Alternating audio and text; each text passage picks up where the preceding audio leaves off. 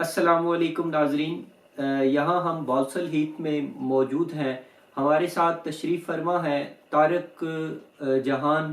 یہ بڑی جانی پہچانی شخصیت ہیں، برٹش مسلم کے لیے بڑے فخر اور اعزاز کی بات ہے۔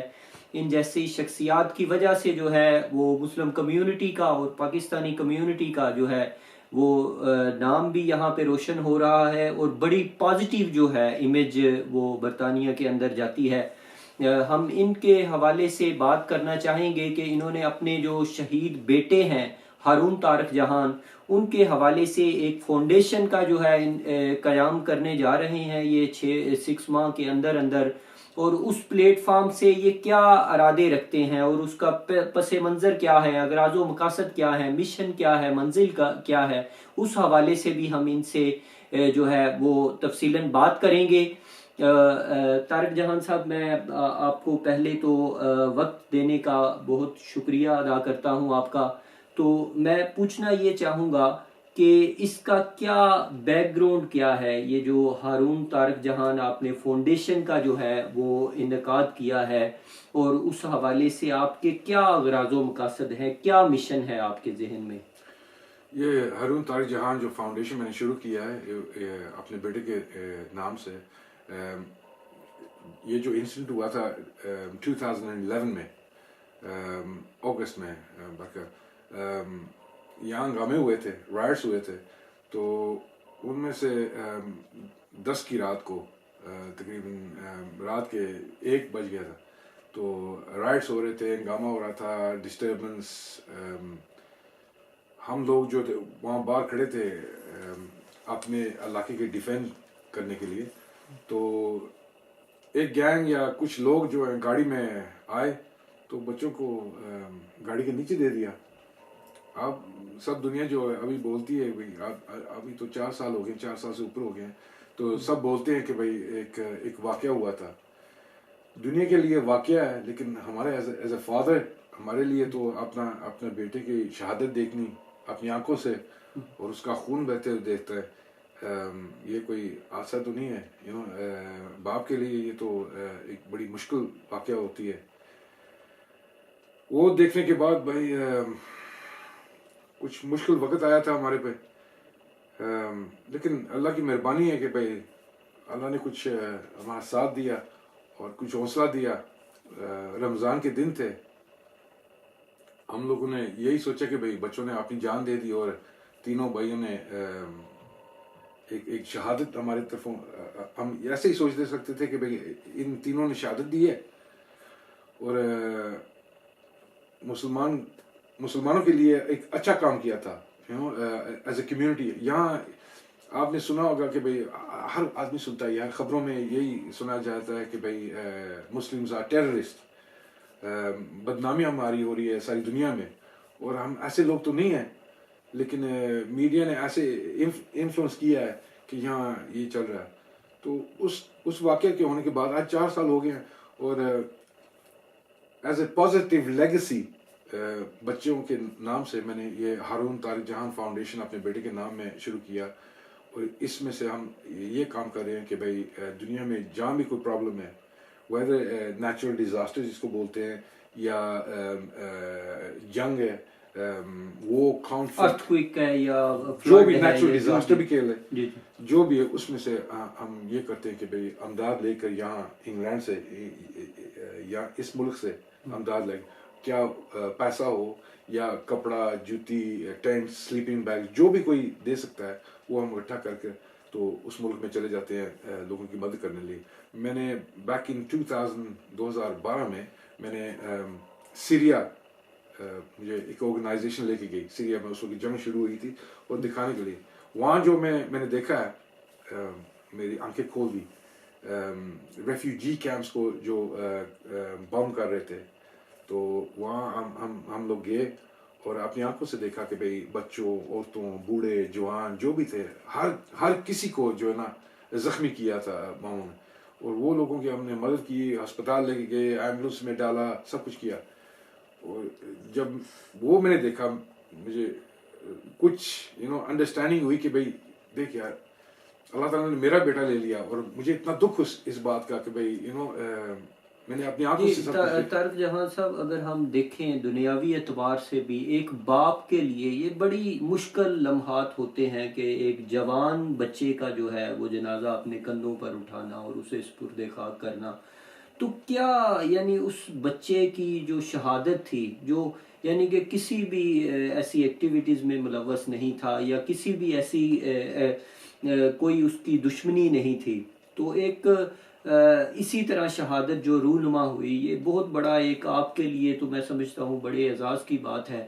تو وہ آپ کو کیا پیغام ملا اس شہادت سے اور کیا جذبہ بیدار ہوا؟ حالانکہ لوگوں کے حوصلے پست ہو جاتے ہیں، وہ ڈسکریج ہو جاتے ہیں جب اتنی قیمتی چیز جو دنیا کی قیمتی سرمایہ ہوتا ہے وہ اولاد ہوتی ہے ایک والدین کے لیے، تو اس میں آپ کو کیا، کس چیز نے آپ کو اندر سے جو ہے کریج کیا کہ آپ اس مشن کو لے کر چلیں اور آگے بھی خدمت خلق کریں اور دوسروں کے بھی کام آئیں؟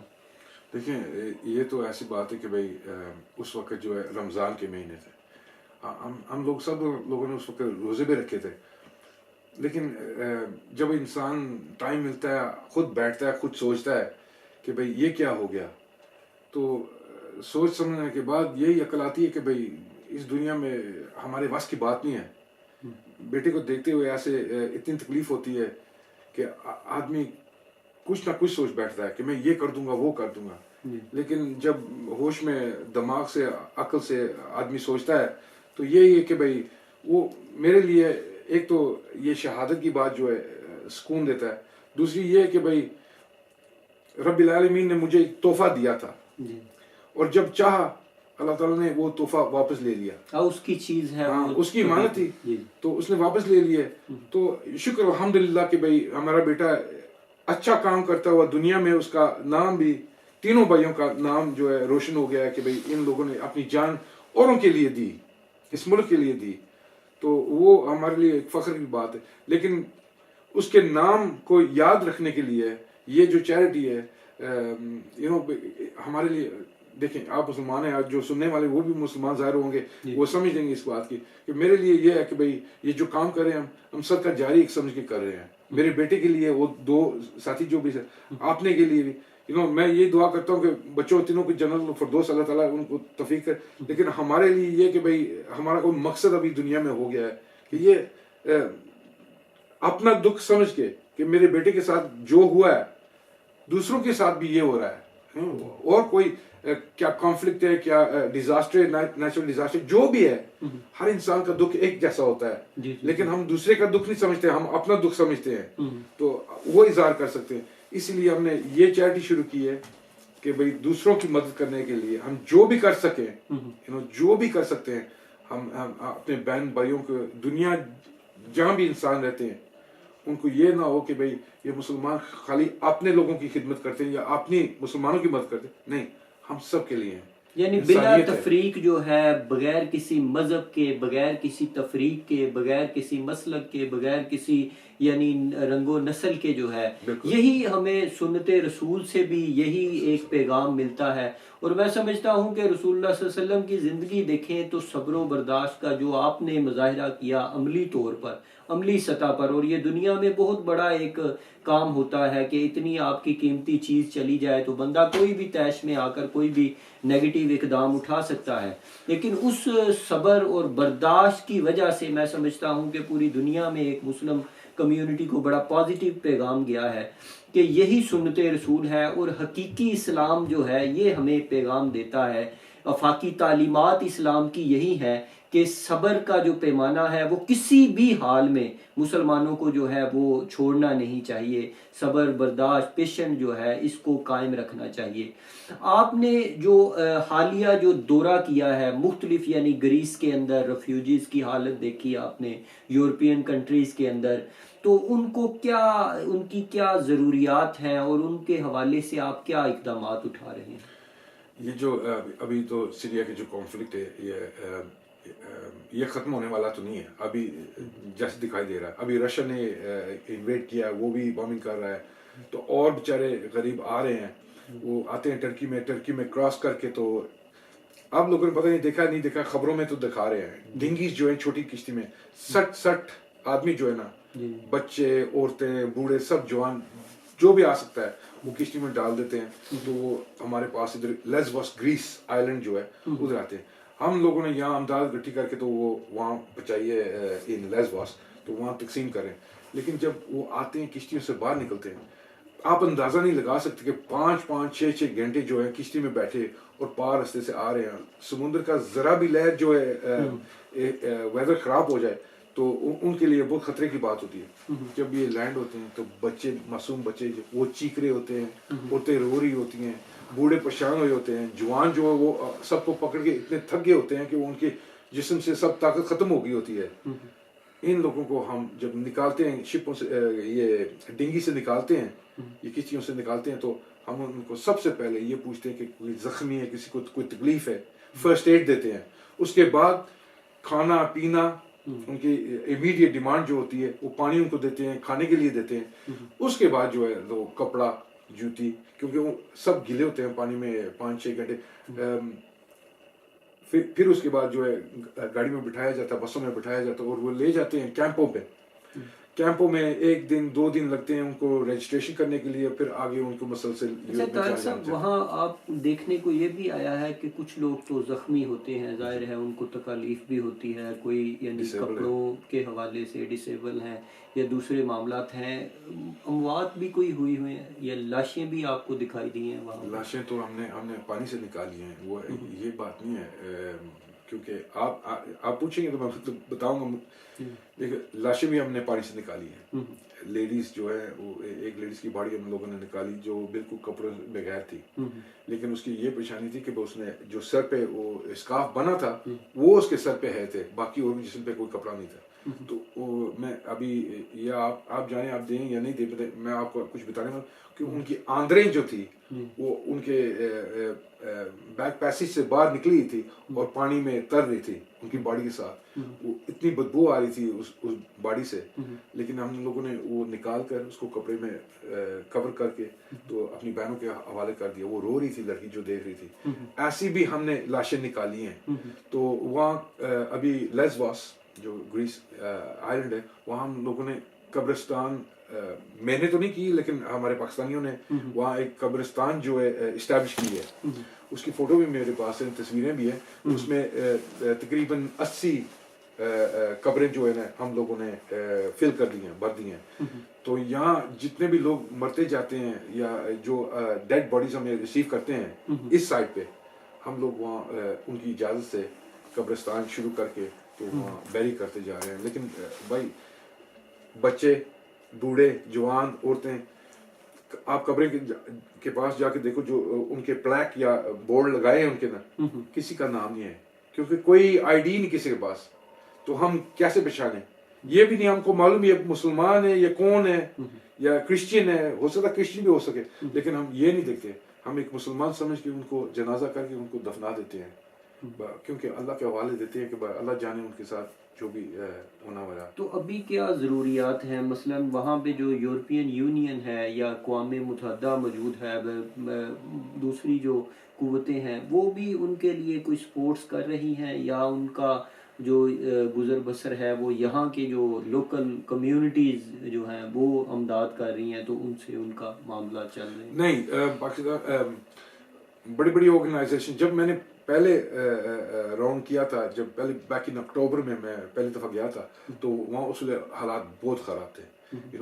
کچھ لوگ ایسے تھے کہ 5 دن کے لیے نہ پانی نہ کھانا نہ کچھ, اور اندر بند کیے تھے کیمپ کے اندر.